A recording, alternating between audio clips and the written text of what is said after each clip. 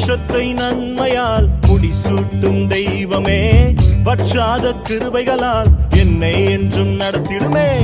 வருஷத்தை நன்மையால் முடிசூட்டும் தெய்வமே, வற்றாத கிருபைகளால் என்னை என்றும் நடத்திடுமே.